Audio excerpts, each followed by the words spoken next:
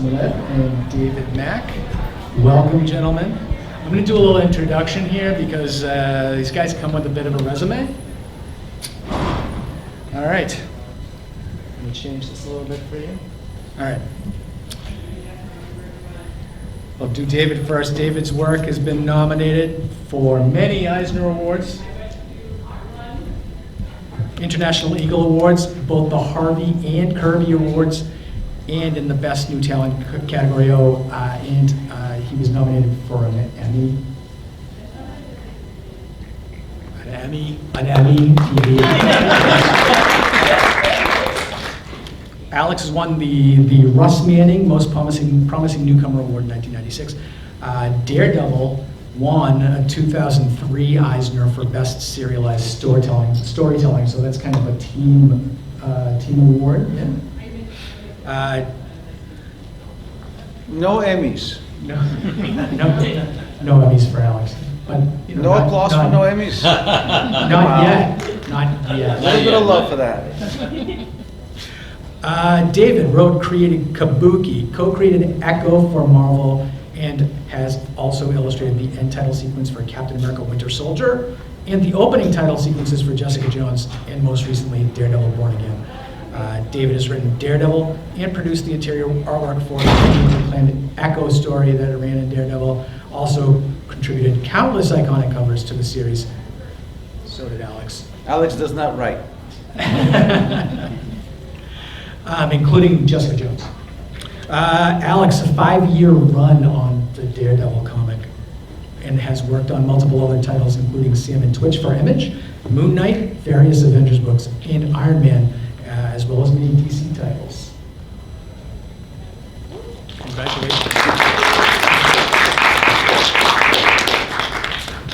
So if you could guys both just tell me how you got your start on Daredevil specifically, but in comics, you can just go. So before this, David and I had a small talk. He's going to talk for 40 minutes, and I'll speak for 5. So most questions will go to David, and I'm just going to chip in bits of information. Alex is here to be pretty. Yeah, I'm just going to be pretty. That's all. Okay, well, I'll start with some things, and anytime you want to jump in, Alex, you jump in at any moment. Okay, Chelsea's leading 1-0 Wolves. That's all I care about. For Daredevil, I was writing and drawing a creator-owned series called Kabuki that is really kind of the foundation of my work in comics. And based on the writing in that, I got the offer I started at Marvel as a writer on Daredevil. With Joe Quesada doing the art. And that was how I started doing it, and they asked me to create a new character, and that became Echo. I started on Daredevil number 9. That's Echo's first appearance also. And while I was working on that, Bendis and I had been friends for a while and been working together, and they also asked me to contribute covers. So, and I literally told Joe Quesada, no, Marvel people don't want to see my art. I'm happy writing this with you doing the art that they want to see. And I'm thankful that he insisted. He said, you do the first cover yourself, and the other covers will collaborate on. And so I would do a layout for the other covers. Quesada would pencil it, Palmiotti would ink it. And this is back in the 90s, so it was like before I had email, before we were scanning stuff. And then they would FedEx that art to me, and then I would paint directly on the original in the FedEx, and hope I don't screw it up. And I would put it back in the FedEx box and send it back to them. And at the time, Bendis was writing and drawing some creator-owned Prime comics. And he had this Prime comic called Torso. That was his black and white book he was writing and drawing. And I put that in the FedEx package. And Joe Quesada said, yeah, I got your cover in the FedEx, but what are all these black and white indie comics? And I was like, oh, that's my friend Bendis. And then he goes, well, I was like, maybe you can find something at Marvel for him, He was like, well, I don't like his artwork. And I was like, well, maybe read it, and maybe. And so Quesada had become editor-in-chief while he was drawing Daredevil, and the books kept getting later. And so basically then he asked me to go from writer on Daredevil, and I went to artist on Daredevil, providing that Brian could jump in as writer, and that was Bendis starting on that, and then right after that, Alex and Bendis started doing work together on it. So I'm sure we're going to have a lot more questions about Bendis, but he seems to be the common thread for the Daredevil run and for you guys' involvement in continuing work, right? I mean, you guys still work with Bendis to this day, right? You want to talk about working with Bendis initially on Daredevil and the run? Or? How I got into it? Yeah, sure. There are different versions of that story. The one I remember in my alternative reality was that I was at the Marvel office, and I think I might have passed by Joe Quesada's office, and I think he just called me in and goes, what are you doing, what's going on? We had some brief conversation, and I think I got offered, he was on the phone with Brian at the time. I could be lying, I don't know. And I think I got offered the job right there. Brian and I were working on Sam and Twitch previously, so we had a good amount of issues behind us already, and it seemed like we worked good as a team. And when Brian started working on Daredevil, I don't know if Brian suggested me or was someone else, but I got called and I started working. It was a matter of luck to me, to be honest with you, just a coincidence.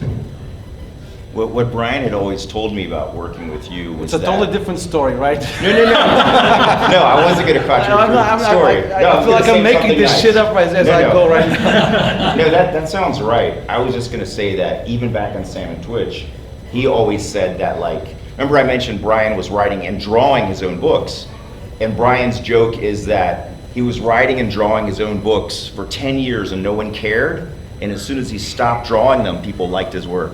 And so what he says is that what he loves working with Alex, because Alex does the art the way he wishes he could do the art. And that's why he loves working with Alex. I like that story. Let's go with that. So that opens up, so my next question really is, and I think I talked to both of you about how different your styles are, but what makes Daredevil, you think, in specific that character, so open to an artistic interpretation for watercolor or for like more street level gritty type? Man, that's a great question, because if you look at the history of Daredevil, it has all these different eras of incredibly expressive artistic visions Miller, that come to life. Yeah, Bill Sienkiewicz on Daredevil: Love and War. And with Elektra and Elektra Assassins, and the Klaus Janson, Frank Miller era, the David Mazzucchelli era, all these people who have like pretty expressive, very unique styles, but somehow, like through the lens of working on Daredevil, like they all shine like really well. Is it the all red? I don't know. Yeah, I'm not. Bendis has brought this up before. We're not exactly sure what it is. And even like when Mark Waid was writing Daredevil, he gave Daredevil a much more lighthearted feel, and it really shows just how versatile and fertile this character is to be able to accommodate such a hardcore approach to the character and a street level approach, but also like a whimsical approach at the same time. That's where I was going with that, because that's where I kind of feel your style is, and whimsical is a great expressionist. Like I think I told you, like a dreamlike quality, where Alex was more street level. You could change your style. I think I told you that yesterday. Like you change your style, like a drop of a hat. You could do the watercolors, and you have so many iconic Daredevil covers that just like I just remember. If someone talks about Daredevil, when I think about it, it's like Alex cover.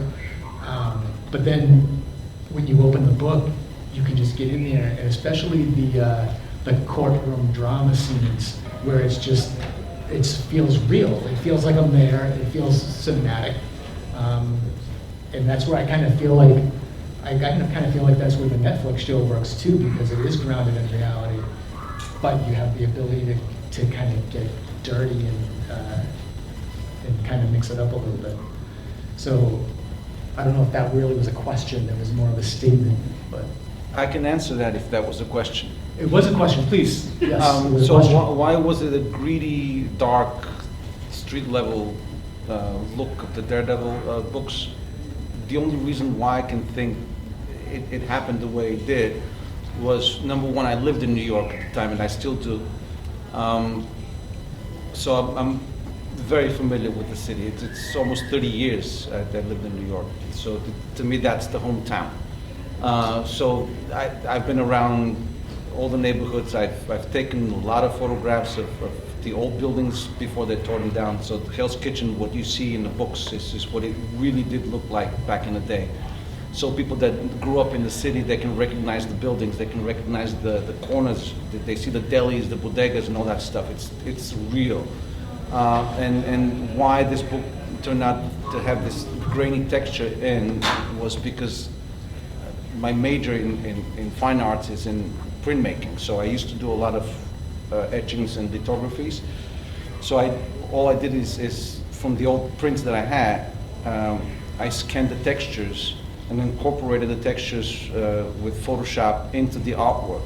So that gritty texture that you see is actually an actual print that I had. So I would just take corners of the textures that if one of you is familiar with what I'm talking about, besides David, the print I'm talking about, it's aqua tint, it's dry point, it has a very particular type of texture that comes when you print from the printing press onto the paper. So once you scan that in, you can use these textures with Photoshop and just drop them in certain places, which gave the books their characteristic look because of the texture. So let's just say it's the texture's fault why the books look like that. All I had to do is just use the bucket and drop them in the places they were supposed to go. And in other news, it's 2-0, so it's a good day. So for you, David, and we talked about Echo a little bit, but I wanted to know, does everybody know who Echo is, right? Okay, so in your 5-issue mini where you did the interior art, my question really, because I told you already how dreamlike of the quality, and how difficult was it to feel like, and this is how I feel, that you interpreted her deafness onto the page? How difficult was that to actually interpret? Yeah, I really enjoy like writing from the point of view of a character, and if I'm doing the art, I want the art to reflect that too. So even when I started on Daredevil just as a writer, I really wanted to consider that how Matt Murdock and Daredevil is piecing together his information, how he's interpreting the world, and it's a little different than the way we interpret the world. So I really wanted to approach the writing and the layouts from that point of view. And he brings a lot of his sensory information, auditorily and otherwise, and with textures, and I wanted that to be a part of it, about how he's like kind of assembling his image of the world in a slightly different way. And so in interpreting Echo, I wanted to do it also from her point of view, but her point of view is primarily visual. And she is also aware, though, that she is missing this audio world that everybody else keeps talking about and referring to and living in. So I was also writing from the point of view of her often as a child figuring that out, and as a child, she'll see something and she doesn't automatically know that there is an audio component to what she sees. So when she sees lightning, and then understands that there's thunder part of that, or when she sees that it's raining and other people say there's also a sound to the rain, she might also look at a cloud and wonder, does that also have a sound? Or if you look at the sun, does that also have a sound? So she would have like a lot of questions about what are the blind spots that she has. And for writing and drawing from both of their points of view, I tried to incorporate that into the thought process of how I presented the panels and the storytelling and the layers and textures of things. And sometimes used a certain amount of handwritten words into the artwork as well, kind of integrating the image and the text together into one thing. There was a couple of times in your interpretation of the artwork that I found myself actually holding the pages sideways and then upside down and then the other way around and turning it around just to try to make sense of it all. But I thought it was like, I was like, no one's ever made me look at a comic page the way you have, because it was like you looked at it from every angle. But I think that was what you were trying to get us to do with Echo. Yeah, I like also like engaging the reader in a certain way. You know, the way I look at like what the essence of comics are is, you know, it's a sequence, right? So when you see one image and it's just whatever it is, and when you see the other image, it's whatever it is. But once you put them together, your brain is kind of hardwired to construct a narrative, and your mind fills in what happens in between those two things. So if you see an image of a cat on a table, and then there's another image of a cat on the floor next to the table, if you put it in order one way, your mind says the cat jumped off the table or the cat jumped on the table. But you know, that information was never shown you. But your mind did that. And I love that aspect about the comic book medium is you're really trying to show just the right amount of information to engage the reader to participate in what happens in between the panels. And so I feel like the more you do that and the more you make the reader an active participant in it, the more the real magic of the comic happens inside their own mind. And the more that happens, even when they set down the book, it continues in their mind. And I like that effect of it. It's all about like the cinematography and the storytelling aspect of that book, where that's the good thing about comics. You just said you're bringing the reader in, making them part of the story. Like, sometimes I think that's a technique that's maybe a little lost today. Yeah, for me, the real magic of the comics is really engaging people, and the reader kind of, unlike film, which is somewhat of a passive experience in that, all the frames move at 24 and per second, everyone's watching them at the same speed and seeing the same thing at the same time. With comics, people are deciding how quick they turn the page and how quick they look at panel to panel, and so you have to really put a lot of thought into what kind of panels you choose, or how quickly you want them to look at a certain panel and how long you want them to look at another panel, and the rhythm that happens. And I find that the smaller the panels are, the quicker they'll look at it, and the larger they are, the more that you stop and look at it. But I also find that the amount of time that it takes for you to render what's inside each panel corresponds to the amount of time people will continue to look at it. So if you want them to read something quick, you put less information there and you spend less time on it. And if you want them to look at it longer, you put a little more information in it and spend more time on it. And you want that kind of contrast. I think some people think that there's a certain amount of like the same kind of rendering for every panel, but I find that contrast is like really your friend. Like you want one thing to stand out because it's different than the thing it's next to, and sometimes style-wise as well. So you can contrast a certain style right next to another style, and it makes each of them more interesting. And I'm winging it. Well, there's no thought process behind this whole thing. It's just winging it. So Alex is a natural, but I have to work No, at it. here's the thing. I'm not joking as I'm saying this, because I wish I could put that thought process behind everything I do. I used to work, when I did Daredevil, and between Daredevil and Cement, which I used to work as a storyboard artist as well for some movies, and I like to think that I've learned some of my trade from the people I work with as well as actually practicing it on the set. But when you work with great directors and you do the storytelling with them, it really does help learn how to unfold a story in pictures, because with storyboards, and I'm sure you guys have seen storyboard samples over the years, there's a lot more panels involved in that too, because especially if you do an action sequence, it's very important that people on the set know exactly what's involved into the actual shot, especially when special effects and all kinds of stuff is also involved in that. You need to be very precise. So based on that, I tell the stories in the comic books. I do it exactly the same way I would do it in the movie. When I lay out pages, I used to do it in a 16:9 ratio panels, and I'll just pick pieces of that drawing and incorporate it into the panel, which needs to be a certain size to fit it on the page. David is right. When you want to have a large image on the page or splashes, because we want to keep you on that page, we want you to look at it. So the most important thing on the page, of course, is going to be most likely the largest thing. We want to give you more information. We want to engage with you. We want your eyes to be on it longer than anything else. Other than that, small panels, talking heads, that's just easy stuff. You just got to leave enough room for the writer, and if the writer is talky, you got to leave more room than you want. So it's not that hard.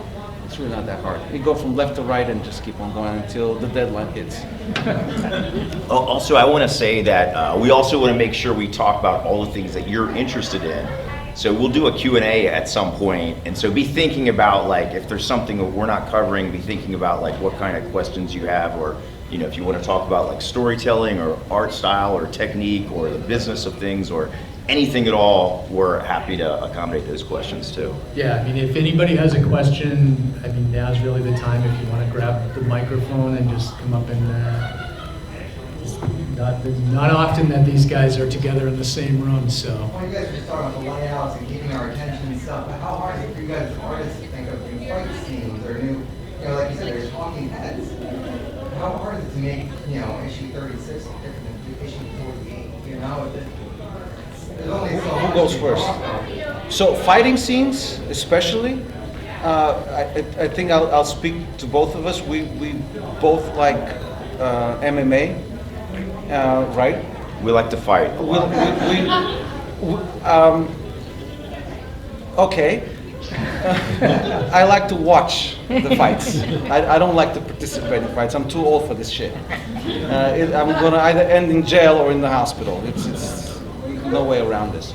But because of watching a lot of MMA since the beginning of UFC, and I watched Bushido, and then I watched the K1 and all that stuff, I used a lot of the references from the actual fights. Incorporating that into the Daredevil books, you'll see in the sequences that I did, Daredevil kicks a lot, and it's because I have a background in Taekwondo, so for me, that's the actual fighting style that I have in my head. So he kicks a lot, and he kicks high. He's not really a boxer, which is what he's supposed to be. You will notice that if you go through the fighting scenes. But fighting scenes are hard to do. They really are hard to do because it depends. I mean, if you exaggerate the fights, which I cannot do well, people thrive in this kind of style. In the way I present the fights is what you want to see on the street. What really, like you would witness something like that happens. So it's always my thought process. If I went into that fight, what would happen? How would I approach it? I want it to look as real as possible. And as bloody as Marvel would allow me to do it. I feel like the fight scene is just a result of the drama that built up before that, which is almost as important. It's so hard that if you do the fight scenes, it usually takes the longest. You really have to choreograph the whole thing. And it's for some funny reason, it's always people talk, then they fight, nobody dies, and they talk again. And then now they're friends, but then they become enemies, they fight again. It's just, the whole thing is a vicious circle of talking heads and fighting, talking heads and fighting. It's not that hard. The formula is the same. I'm sorry, this is a question. It's not hard to think when you talk, right? It's like, Spider-Man can only flip his web so many ways. Or Daredevil's throwing his baton. It's not hard to think of. Like, I got another Daredevil. But see, it's the visuals in this sense. It's really like and you have to look at a lot of references in between because you have to find inspiration. If you lock us into a jail cell and then we're going to produce probably the same thing over and over again. Yeah. There's so much visuals out there, especially nowadays. It's just crazy. You can look at anything you want, and if I go to Pinterest and see 100 images today, and go to bed and wake up at 3 o'clock in the morning thinking about some crap that's going on in the world, at some point there will be a layout in my head and be like, wait a minute, this can work. All I have to do is just remember this in the morning, revisit, and if it passes judgment, then fine, I'll use it. But a lot of things we just collect constantly visual images in our heads. At some point, the brain goes, okay, I got this. I'm gonna fart something out, and you're gonna do it, and it might work. So you gotta trust your instinct in that respect. So I'm sorry. So not necessarily like I want to sit down and then create the most incredible cover ever, because it's going to take me the longest time ever probably to do it. Sometimes the simplest thing is the best, but it's the hardest to reach. So it's kind of magical. You don't know what's going to happen. Yeah, I agree with that. Like with a cover, especially, a lot of people think it's supposed to be overly detailed or something, but I find if you want something that goes past the thought process and hits people on some kind of primal level, like some image that they see. And often you also have to realize, if you're doing a cover, it's a totally different skill set than what you're doing with the storytelling. You have to realize what's the cover's natural habitat, right? People don't see the cover, just the cover, right? They either see it online in a really small thumbnail with a whole bunch of other images online, or they see it on the shelf where it lives in the comic store next to 200 other covers, right? And they all look the same. Right, so your challenge is, if someone sees your cover from 20 feet away in the comic store on the shelf, how do you differentiate your cover from all the other covers next to it and make them walk up to your cover and pick it up in their hand and ignore everything else? So I start with like some bold shapes that you can see at a distance. Or if it's tiny as a thumbnail on the computer screen, that bold shape will direct your eye, and some kind of buffer zone around the edges that, even if something is right next to it, will differentiate yours from all the chaos going on all around it. And a lot of those covers just cancel each other out because they have so many things happening. But there's really fun, clever solutions to making yours jump out from the one next to it. And there's also the aspect of bad printing. Because when you see your cover printed and you go, oh my God, this is really not what this is supposed to look like. But the printer's cheap, the paper's not good, and then you lose everything that you've worked for once you see it in print. So that could be disheartening at some point. And then the other thing I was going to say, I forgot. But there was another thing. His brain hit his 5 minutes. Yeah, no, it's scattered right now. The other thing I was going to say is that sometimes you do come up with a great idea and you think to yourself, I'm a genius, this is going to work. I mean, fuck, wonderful.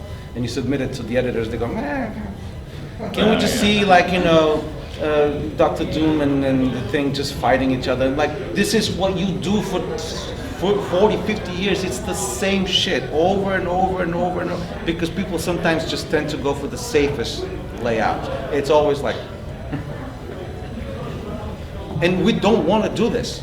We want to do something different, but you got to fight the editors sometimes and say, listen, I'm going to give you that example. This is what you want, but let me show you this. And think about it. I really want to do this. I really don't want to do that, because I've done this 100 times, and you've done this millions of times. Let's just do something different. And sometimes you get a new editor or someone who is open to your ideas and say, okay, fine, let's just go for it.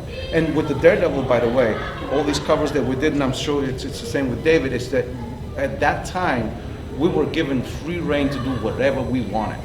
And you just send in the cover and send in the pages, don't even send in layouts, don't send anything. The old days, yeah. It's just the Wild West. Boom, everything comes in at the same time on Friday at 5 o'clock, just on a deadline, and they're happy. That's the way it worked, and it was wonderful. Oh my God, it's on time. Yeah, we came from a time where we had all worked in indie comics for years, and they wanted a fresh voice and a fresh look, and they hired us because we were going to do something unusual.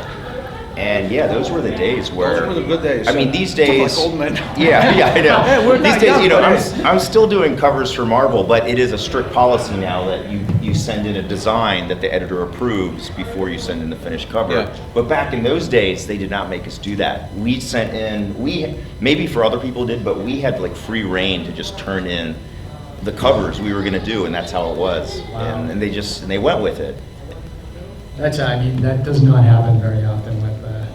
Well, I'm not gonna. That's some trust right Marvel, there. Marvel's still good because I get to do stuff that flies under the radar sometimes, and they're you learn over the years, like, about how to be diplomatic with people, but also how to not give them too many choices, or give them, like, when the thing they approve, make it somewhat ambiguous, and then you say, oh, you approved this, and then you show the finished thing, which is still consistent with what they saw, but you know, you might have bypassed something they might have, like, tried to flag for you or something. You just kind of figure that out by doing it for a long time and trying to be diplomatic. Early on, when I started, I thought, like, oh, what people want to do is they want to see, like, 3 different versions of the cover, which they think they do want to see that. And I learned early on, like, I would send them 3 versions, and I thought it was very clear which one you should choose, and they would always choose the wrong one. Always. And then I never give them. I send in one thing. No, we Here's send the one thing, thing, yeah. and yes or no, and then we do that. So let's, I'm going to shift gears and ask more about Bendis. Maybe move on from Daredevil for a second, because I know you guys have continued to work with Bendis continuously throughout your careers. Yeah, we're both doing creator-owned series with Bendis right now too. Right. You want to talk about those a little bit? Maybe send them to the local comic shops to pick up some comics? All I'm gonna say is go get Scarlet. Scarlet to me is by far the best thing I've done with Brian. This Is that a score? This will be the end of the game. I hope it's 2-0. So I'm gonna let David talk about this. I'm gonna check the score. Scarlet, I'm gonna plug this in. Scarlet, I think it's the best thing we've done. I cannot speak for Brian's writing because he might have a different title to shine with. But as far as artwork, I think Scarlet is the best thing I've done. Yeah, we all Hands came down. from independent comics and creator-owned comics. You know, Brian and I, before we started working at Marvel, did creator-owned comics, and then how great that we got to do Marvel too, but now how great that we all get to do creator-owned comics, you know, with your friends again. So for any of the fan base now. Yeah, for people who like, you know, his work with Brian on Daredevil, you know, Scarlet is both of those guys operating at their A game on something they're passionate about, right? With no editors telling them not to do a certain thing, right? So you get like the raw approach. And Brian and I worked together on Jessica Jones, Daredevil. Before Marvel, we worked on a whole bunch of indie things together, but we finally got to do a creator-owned project. It's called Cover. It's kind of well, it was inspired by my overseas work for the U.S. State Department. And I was traveling a lot for the last few administrations. That sounds like another interview. Yeah. I spent a lot of time in North Africa, former Soviet areas, Asia, and worked with the embassies in a lot of different places and learned a lot from it. It made my world a lot bigger. And Brian and I were talking, we were working on a different idea for something, and I was telling him about an event that I was involved in Libya that had unexpected consequences. And he said, oh, this story is fascinating. We got to tell this story. I was like, oh, no, you can't tell this story, you know. And I thought, like, oh, maybe someday in the future I'll do kind of like some kind of memoir about some of that way in the future. And Brian was like, oh, no, we got to do our version of this, you know. And I felt like there was a lot of ways. I was very hesitant because I felt like there was a lot of ways that could go wrong, and you don't want to be lighthearted about something that shouldn't be lighthearted. You don't want anyone to think there's a lot of considerations, but I found like we found the right tone for it that used what each of us do, each of our strengths, but had a cohesive collaboration and a cohesive story that had the right tone but was very accessible. And we did a 6-issue series called Cover, and it got nominated for 3 Eisner Awards, including Best Graphic Novel of the Year. And like I was just really happy that we finally did this project together. And Dark Horse has just collected it all with some extra stuff, and I've got some at my table. You're welcome to come to our tables. We're right next to each other in there and check out our work at our tables. And Brian and I are working on a new volume of that too. So if you love our work together on Daredevil and with Brian Bendis, I highly recommend check out Scarlet and check out Cover, my creator-owned series with Bendis. Scarlet never got nominated for anything. Yeah. But both of these projects too are probably things that would make great TV shows or So I can imagine Scarlet will be like, you know, a Netflix series or something. Yeah, is that breaking news? No? We wish.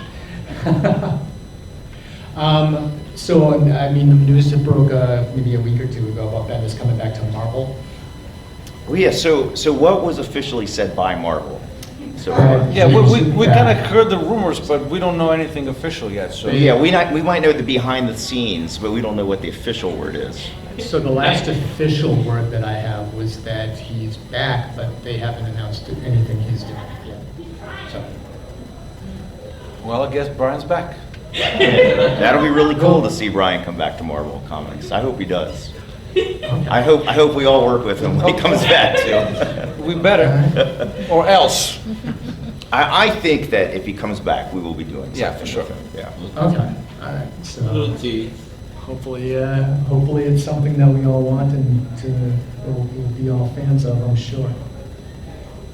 Any other questions that anybody has, just to make sure we're Yeah, before I get these guys in going trouble. talking in the direction that you want to cover. Don't be shy. We came all the way down for this. You came all the way down for this. Ask us anything. I'm curious, we were talking about your character, like writing from the perspective of a character, and I'm curious what sorts of like process you end up going through, like if you, like your sketching process of like developing the like character for a certain story. So when I'm writing like an adult character, what's informative, this goes for like Daredevil, Echo, Kabuki, any character I've ever worked on or written from their point of view. I always think of like that adult character is often shaped by formative moments in their childhood. Like usually there's kind of a formative age in your childhood that often shapes a lot of what you do as an adult. And surprisingly, this works for real people as well as it does for characters. And a lot of characters, a lot of characters in comics, say like Batman or Daredevil, there's like a traumatic event in their childhood. You know, with Batman, he confronts crime as a child, but in this situation, he's not in control, and his parents are taken away from him, and then he spends the rest of his life trying to confront crime again, but now in a way where he feels like he's in control of the situation. So it's something that real humans do in a way that they're both trying to relive the traumatic experience, but rewrite it in a way that they're now controlling the traumatic experience. And real humans will do this in a cycle over and over and over.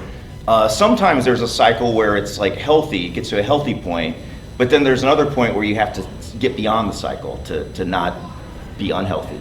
And Daredevil also, traumatic moment where he's blinded as a child, and which could be the origin story of a villain or something. But like, what a fascinating character that he, ends up, he continues saving people over and over. And I think of that in terms of the character quite a bit. Like, what are some of the formative moments in their childhood? Often it's a traumatic moment that shapes them, and how do they continue to deal with that as an adult? And I often start with that. If you don't ask any questions, we will. Knock, knock. Well, I have a question for Alex. We talked earlier about your styles changing. You can do watercolor, you can do realism. And, what style do you prefer to draw in, or is there a preference, or it's just whatever you feel works with the character? To draw what? It really depends. To draw Right. what? Yeah. It depends on the subject. Well, I've seen you do watercolors for. Watercolors are fun. That's why I like using watercolor. They're a tough medium to work with, but they're a lot of fun. They're very unpredictable, hard to control, easy to mess up, very easy. But they're quick. So if you know when to stop, you can produce a piece of artwork for a short amount of time that would look really good. 1 out of 10, 50, 100, you'll be happy with. Most of them you won't be, but you guys wouldn't know that. So we don't really grade our own work as far as happiness goes. But the happiness comes from actually drawing. So it doesn't really matter whether you're doing pastels, colored pencils, watercolors. It's just what we do is when we have time to work on our own craft, we have fun. And that's the most important thing. It's pleasure. So the photo reference artwork that you do. I mean, it would be silly not to use photo references. Right. How much time do you spend going around just taking pictures of stuff that looks interesting? Well, if it depends. Again, for the Daredevil, I have to go back to this again. Now, I did the same with Scarlet because Scarlet is set in Portland. So I went to Portland and I took maybe 1,000 photographs of the whole city, just to have the settings correct. Because Brian would actually name a corner in Portland where something happens, and I want this place to be exact. For Daredevil, I just have, again, thousands of photographs. I used to go on the rooftops and have enormous amount of references on the rooftops of New York, which now do not exist. And now it's hard to, after 9/11, actually became really hard to go into any building unannounced. Or if they catch you on the fire escape, it's not a good thing. It happens. Or in a sweatshop all of a sudden, it could be weird. But I still have the photographs from the old water towers, and I still use those even now. Stuff that does not exist, it's demolished. Do you do any photo referencing in your work, or is it Yeah. stream of consciousness kind of? Yeah, like if often what I'll do is I like the contrast of a small part of realism contrasted with a large amount of abstractedness. So if you look at one of my paintings, like around the face area or something, there'll be a certain amount of realism. Like I want you to be able to look that character in the eye and feel like they're a real character. But then I feel like you only need a certain amount of that to let you have the fun of abstracting much more of the page. And even on a page layout of panels, I like to do like a certain amount of close-ups, just to give you a close-up that's somewhat rendered to make it feel like it's a real person that you connect to, and then I can contrast that with, almost stick figures or something, because you already feel like it's a real person, and now I can be a little bit more expressive with the other imagery. You said about how you have a small amount of realism and then abstract from that. Do you think the same applies in writing? Like in a story, you can have a small amount of something very realistic to ground in, and from that you can do a very fantastic or imaginative kind of idea, as long as you have some kind of core that's... Yeah, I do. And I think a lot of the key to both writing and drawing for me is I put down, if writing it might be a rough draft, or if drawing it might be a bunch of thumbnails and stuff. Part of the key for me is to put down all the ideas I have first. The creating gear and the editing gear are like two separate gears. So when you're creating, just put down every idea. You don't have to decide if it's bad or good yet. And then the editing gear is like a different gear that you come back to, and then you go, okay, this belongs here, this doesn't belong here, and you start to take away things to only leave the best parts that are still there, or the parts that are right for that story or that image. They say writers who drink, they write the first draft drunk and they edit it sober. Just when you're drunk, you just spew out whatever you want to say. It's and good. Sober, you edit. Yeah. Really? That's how I drive. Yeah. No, I agree. When you're making a first draft, the only mission of the first draft is just for it to exist, right? And then when you come back to it, you come back with the idea of what can we take out, what can we add, and you approach it and like, hopefully in a way that you almost surprise yourself reading it. You go, oh, this part's okay. Okay, I'll keep that. Oh, this part definitely needs some work, or this part's a good idea, but it doesn't belong in this story. That's for another story. So I think a lot of people, like my advice to people who want to make things, whether are writing or drawing, don't like edit it out while you're doing it, because some people will just keep, they think every sentence they have to write down has to be perfect, and then they'll just keep editing it out of existence as they're trying to write it at the same time. So just make peace with the fact that it's not going to be perfect, and you put down all the ideas. And drawing wise also, I'll say like, oh, here's the things I want to accomplish in this cover, and I'll make a list of possible ideas, and I'll just put all kinds of things. And I'll probably only use 3 things from that list. And I will also say this in terms of people who want, if you want to make comics or you want to make a story, I hear so many people talk about a giant project that they want to do someday, and it's a big world building story, and it's like a 12-issue maxi series, and there's all this effort and involved in making it. And sometimes when I hear them talk about that so long and how big it is, I kind of feel like they're never going to do it because it's just too big. And what I recommend to people is, even if you imagine you're going to make it a larger story in the future, just start out with an 8-page story maximum, or a 6-page story, or a 4-page story, even a 2-page story. Because having limitations in your size and scale will force you to edit out what doesn't belong in the real estate of the page. You'll realize that you have to crystallize it down to what the best part is, and it forces you to make those hard choices and to understand the ratio of image to text and how much information should be on a page or a panel. The best way to do that is just to give yourself an assignment of like, and a limitation of say like, this is a 4-page story, and 4 pages are small enough that you know you can actually start it and complete it. You go, 2 weeks from now, I'll have this 4-page story done. That's a realistic thing to do. And then you know you can actually complete it. And by doing it, there's no way to learn it other than doing it, and to do it under limitations. It forces you to leave out the stuff that doesn't belong in there. And that's really a help to you, that you have to leave out the words or the images that don't fit, because you just want the best stuff to be in there.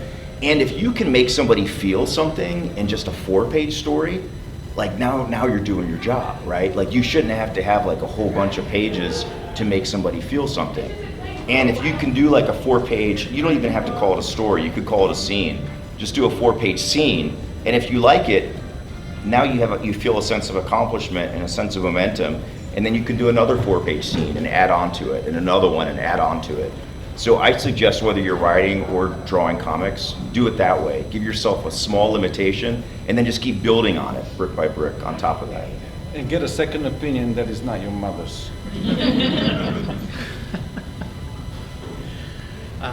Any other questions? We got like 3 minutes left, guys. You hear this music coming up like slowly as he talks. This is like his Oscar acceptance speech, like telling like chop chop. I was speaking about Oscars. Did you want to tell everybody about your Emmy or your Emmy nomination? Rather? Oh, sure. Don't yeah. brag, please. Be Yeah. humble. Let's just get a question from the audience. Well, no questions. So. Oh, you in the back. So you guys had a lot of your work adapted from your time on Daredevil, and David, you specifically, they've now adapted Echo into the MCU. What's it like seeing something that you've created or that you've done be adapted into something else, into live action like that? And is it ever like frustrating seeing the little changes they make, and do you ever sit there and just be like, oh, I wish they would have done that quicker, or anything like that?